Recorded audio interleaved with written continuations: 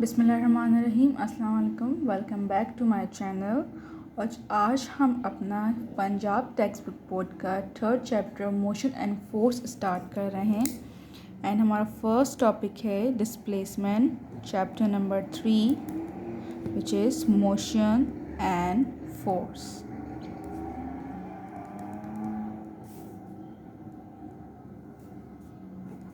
Topic 3.1 displacement.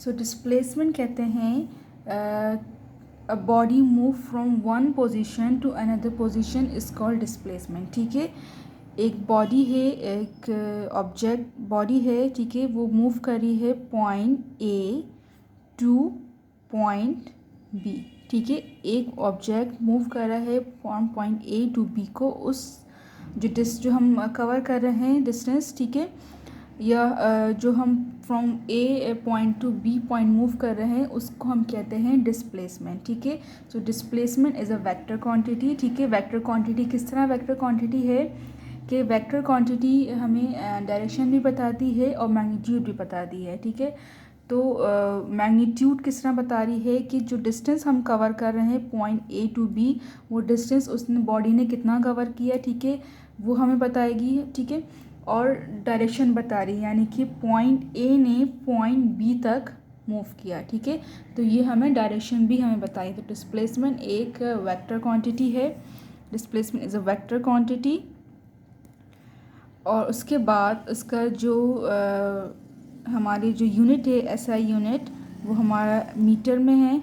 SI unit is metre. और इसके जो डायमेंशंस होंगे वो होगा एल, डायमेंशंस होंगे एल। ठीक है, वेक्टर क्वांटिटी क्यों है? क्योंकि हमें डिस्टेंस डायरेक्शन भी बता रहा है और इसका मैग्नीट्यूड भी हमें मालूम हो रहा है।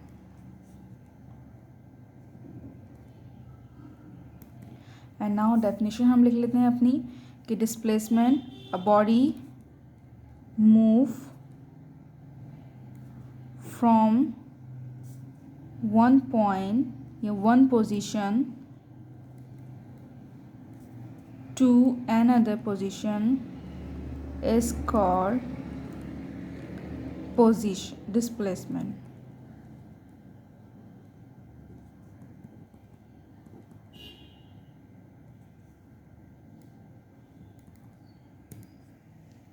ठीक, लेकिन अगर हम बात कर रहे हैं कि डिस्प्लेसमेंट जो है वो किसी फिक्स पॉइंट से है, ठीक है, यानी कि अगर हम किसी फिक्स पॉइंट से ऑब्ज़र्व कर रहे हैं,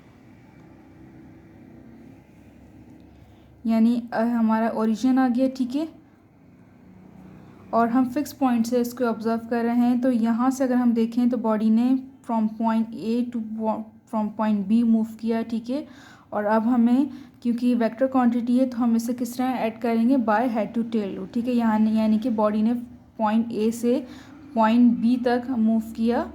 ठीक है, तो ये हमें मिल गया रिजल्टेंट वेक्टर, यानी कि इसका में हमें इसका डिस्टेंस डायरेक्शन भी मालूम है और हमें डिस्टेंस भी मालूम है इसका। ठीक है,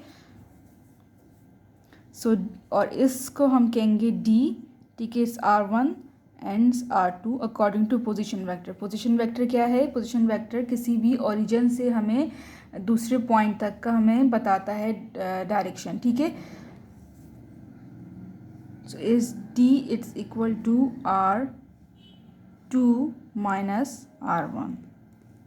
ठीक है, अच्छा, अब डिस्टेंस मैंने यहाँ पे जो शो किया है वो एक स्ट्रेट लाइन शो की है। ठीक है, ज़रूरी नहीं कि डिस्टेंस जो भी हो, डिस्प्लेसमेंट जो भी हो बॉडी कवर करे, वो एक स्ट्रेट लाइन हो, बल्कि वो कर्व भी हो सकती है। ठीक है, यानी कि अगर पॉइंट ए से पॉइंट बी तक कोई बॉडी मूव कर रही है, ठीक है, तो वो स्ट्रेट लाइन भी मूव कर सकती है। ठीक है, पॉसिबिलिटीज़ मैं आपको बता रही हूँ पॉसिबिलिटीज़ क्या क्या हो सकती हैं। ठीक है, वो इस तरह भी मूव कर सकती है। ठीक है, वो और जो है लंबा रास्ता भी कवर कर सकती है बॉडी। ठीक है, तो डिस्प्लेसमेंट जो है वो किसी भी फॉर्म में हो सकता है, वो कर्व फॉर्म में भी हो सकता है, वो स्ट्रेट लाइन भी हो सकती है। ठीक है, बस क्या है कि पॉइंट ए से पॉइंट बी तक बॉडी मूव कर रही है, इस चीज़ को हम कहेंगे डिस्प्लेसमेंट। ठीक है, बॉडी ने कुछ डिस्टेंस कवर किया किस पॉइंट से, किसी भी एक पॉइंट से दूसरे पॉइंट तक, ठीक है।